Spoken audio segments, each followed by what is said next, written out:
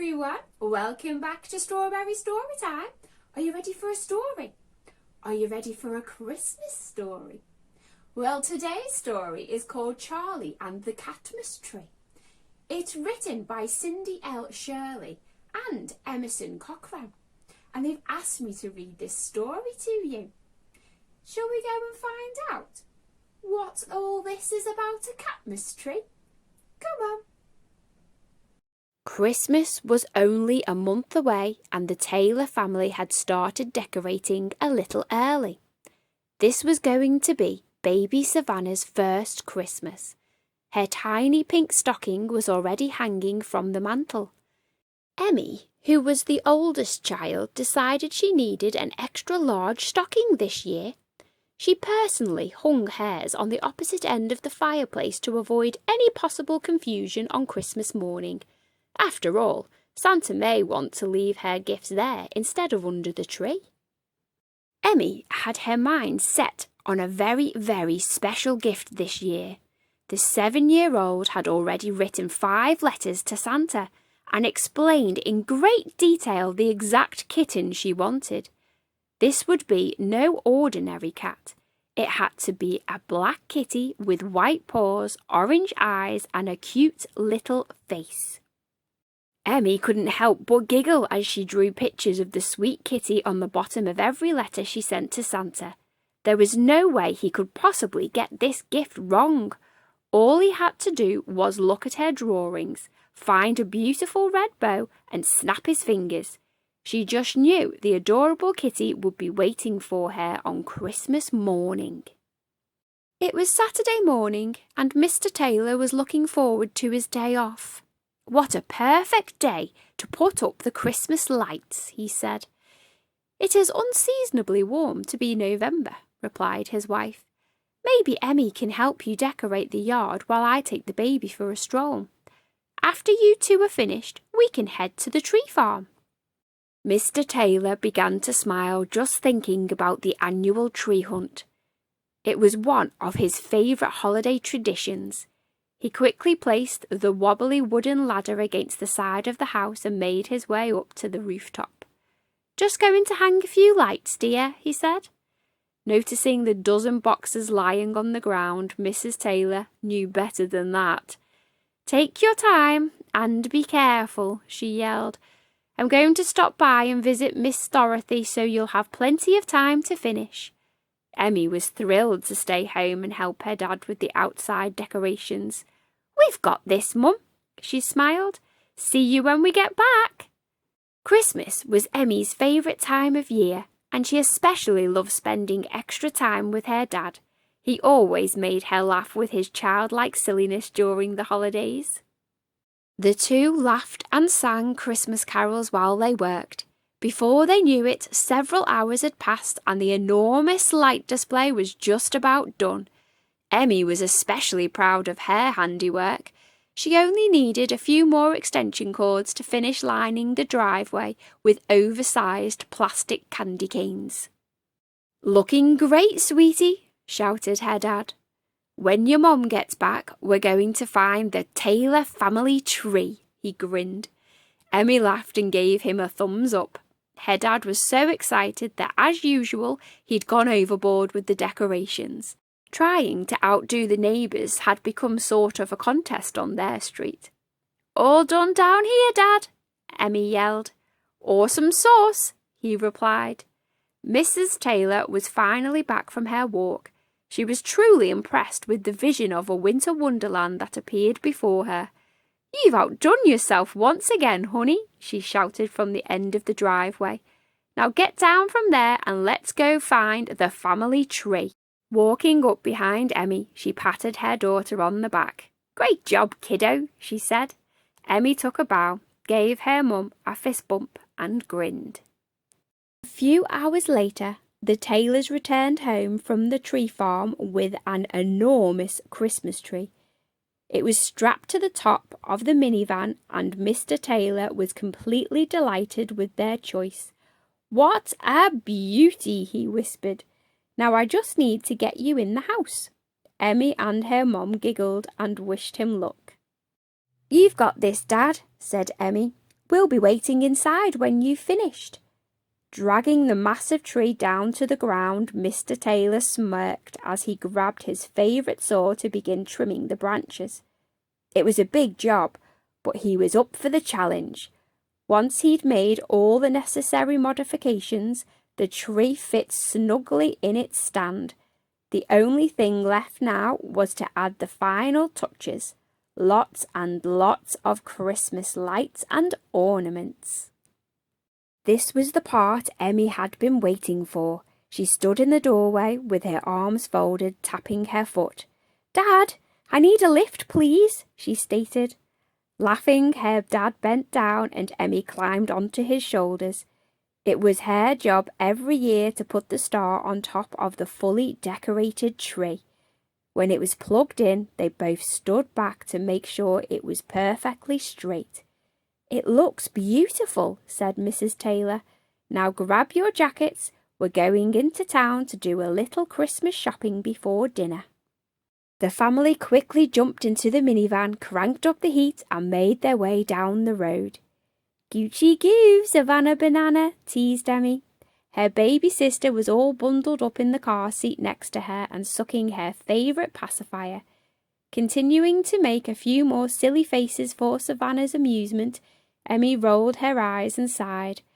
"I'm getting so bored. Are we there yet?" she questioned. Amused at their overly dramatic statement, both her parents began to sing. "All I want for Christmas is a kitty cat, a kitty cat, a kitty cat." It was Emmy's favourite holiday song, and one she'd written all by herself. She sang it every day since Thanksgiving to make sure both of her parents knew every word. The smirk on their faces meant that she thought her plan was working. As they arrived at the mall, it was obvious that every store was already crowded with holiday shoppers. It took several laps around the parking lot before Mr. Taylor finally found a parking spot and pulled in.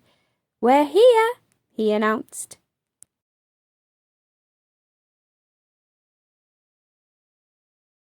Standing in front of the mall entrance was an old man with a long grey beard. He was holding up a sign that said "Free Kittens." Suddenly, Emmy became very quiet. She couldn't believe it. Could it be that Santa had led her straight to the kitty she had been dreaming about? She had to take a look. "Dad!" she shouted. Look over there! Can we please go and talk to that man? I just want to see the kittens. Pretty please," she begged. "Oh, all right," he said. "First, let's get your sister and the stroller out of the van." Emmy quickly grabbed her coat and the diaper bag while her mom fastened Savannah into the stroller. "Come on, Dad, let's hurry," Emmy pleaded. She was pulling her dad's hand and led the way towards the old man. "Excuse me, sir, can I please see the kittens?" she asked. "Well, there's only one left," replied the stranger. "I was hoping someone would take this little fella home with them. He was about 2 months old, and I can't keep him any more. He'd sure make a wonderful Christmas gift for someone." The old man smiled at Mr. Taylor and gave him a wink. Emmy glanced up at her dad with big, sad eyes and leaned over to take a look. There inside was a fluffy red blanket and a pile of black fur with orange eyes. Emmy couldn't believe it. The sweet little face staring up at her had a silly white moustache that was covered in tiny whiskers. All 4 of his tiny feet were completely covered in white fur, just like the kitten in her dreams. "Mom! Dad! It's my kitty! Can we please take him home? I won't ask for anything else," she cried. Her parents were speechless when they saw the adorable kitten. He did look exactly like the one in her drawings. Could this be Santa working his magic a little early? All they really knew was that the little kitten had found a home. Emmy was thrilled beyond belief when her dad's eyes met hers and he nodded in agreement. She chuckled in excitement and carefully grabbed the box from the old man. "Merry Christmas, young lady," smiled the stranger before he turned and walked away. "Well, so much for going shopping," said Mrs. Taylor. "We'll have to make a stop at the pet store and head back home. Your kitty will need a few supplies, including a bed, food, and a litter box." "I'm naming him Charlie," declared Emmy. "He is so adorable. Just look at this cutest kissy-face kitty cat." She was beaming with a gigantic smile as she cuddled the kitten inside her coat. Her parents couldn't hold back their happy tears when Emmy leaned across the seat, giving them each a big kiss. "This is the best Christmas ever," she cried. Back at home, Emmy took Charlie and all of his belongings straight to her bedroom. "I can take care of him," she told her parents. She wrapped Charlie in his fluffy red blanket and tucked him in. She couldn't wait to snuggle up and read him a bedtime story. "You will never have to be alone again, buddy," she whispered. "I will love you forever and ever." There were only 2 days left until Christmas. Day by day, Charlie kept growing bigger and bigger. He was becoming an extremely rowdy kitten and enjoyed playing with everything except his toys. On several occasions, Emmy had found old objects including tree ornaments and garlands under her bed. That had become his favourite hiding spot. "Charlie!" yelled Emmy. "You silly cat! Give me that! You can't play with my toothbrush! Yuck!" The adorable kitty purred and meowed very sweetly, which made Emmy feel bad for shouting at him. Petting his back, she apologised. "I'm sorry, buddy. Here, play with this instead." Dangling a toy mouse over his head, she giggled as Charlie smacked it out of her hands and pounced on it. "See? You have your own toys to play with," she said. That morning after breakfast, Emmy made an announcement. "So, I've asked Santa to bring Savannah Banana a bunch of new toys this year. I mean, she is growing up after all. She can't play with baby toys forever. And of course, Charlie will be needing a few new toys to play with too." Suspiciously, her parents glanced at each other. "So you don't want anything else for Christmas this year?" they questioned. "Nope," replied Emmy.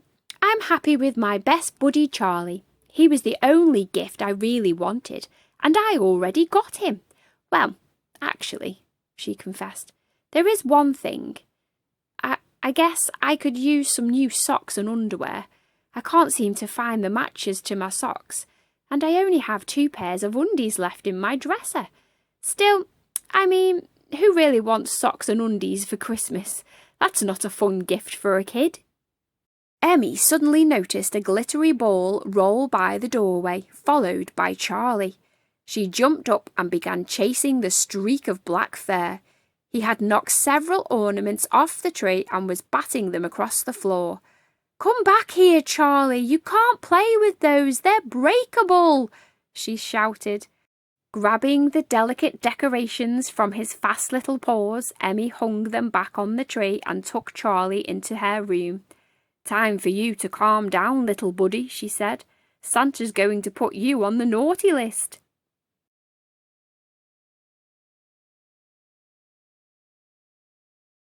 "Has anyone seen my Christmas ties?" asked her dad. "I can't find any of them, and I wanted to wear one tomorrow." Mrs. Taylor replied, "That's strange. I'm also missing several necklaces and a bracelet that you bought me for our anniversary. Come to think of it, I can't find the baby's favourite pacifier or his stuffed bunny either." Suddenly all eyes came to rest on Emmy. "Why is everyone looking at me?" she asked. "I didn't take them. Plus, I want to know what has happened to all of my socks and underwear. Have either of you seen my things?" she questioned with raised eyebrows. As everyone continued eating dinner, the conversation abruptly changed direction. Emmy remembered something very important. Dad, we have to leave a giant glass of milk and a big plate of cookies out on the table. Santa is going to get hungry and I want to make sure he has a full belly tonight. I bet he'd really like that, agreed her dad, grinning. Emmy smiled back and quickly finished her dinner before gathering the snacks for Santa. She made sure to feed Charlie. I haven't forgotten about you, buddy, she said. Santa's coming tonight and we have to go to sleep soon. Emmy, honey, go ahead and take your bath and get on your pyjamas, instructed her mum. It's beginning to get late. Meanwhile, baby Savannah was sitting in her high chair and playing in her food. She was completely covered from head to toe in peas and carrots. My goodness, little one, it looks like you need a bath too, laughed her mum. Within a few short minutes, Emmy was dressed in her red pyjamas and was already back in the kitchen. It must have been the fastest bath on record. We're ready for our story now, she giggled. Emmy was holding Charlie, who was wearing a tiny Santa hat and wrapped snugly in his red blanket. You silly little girl, go brush your teeth and get to bed, chuckled her mother. I'll give this messy baby a bath while your dad reads you a bedtime story. Emmy happily climbed into bed with Charlie cuddling at her feet. Only one quick story and then it's light out, young lady, said her dad. Santa won't come if you're awake. He had barely finished reading a few pages before the tired little girl drifted off to sleep. Kissing her cheek, he whispered, "Good night and sweet dreams."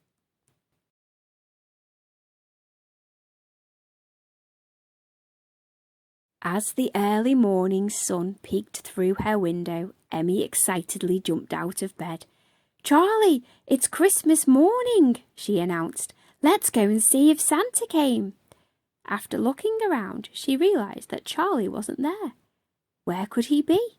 She looked under her bed, behind the toy box, and even checked the closet, but he was nowhere to be found. Desperate to find him, she ran down the hall yelling his name. "Charlie! Charlie! Where are you, boy?" As she made her way into the living room, her family was awake and sitting on the couch, smiling ear to ear. "Have you seen Charlie?" she asked. Her dad pointed at the Christmas tree and everyone began to laugh. Underneath the bright, shiny star was Charlie. He was sound asleep and cuddling a stuffed bunny. The sound of him sucking Savannah's missing pacifier was hysterical. "Charlie, you took all of our stuff to decorate with," chuckled Emmy. Everyone's missing items were hanging from the decorated limbs. Dad's tacky Christmas ties were wrapped like garlands all around the tree, and Mum's lost necklace glittered from the branch like tinsel. But the funniest sight was the many colourful mismatched socks and numerous pair of underwear that were scattered all over the hilariously decorated tree. "Charlie, you silly cat! No wonder I couldn't find you this morning. You've been here all night making the amazing Catmas Tree. You just wanted to help us decorate, didn't you? Well, I guess I won't be needing these socks and undies after all." Charlie stretched and spat out the baby's pacifier. "Meow," he exclaimed. Everyone laughed until they cried. "It sure is a spectacular sight to behold," said Emmy's mum. "It looks like the Taylor family may have a new annual Christmas tradition." The end. Did you like that story, Charlie and the Catmas Tree? Wasn't Charlie funny, finding all of those things to decorate the tree? Sometimes my cat likes to climb our Christmas tree. He's a little bit cheeky. Thanks for listening, guys. See you next time.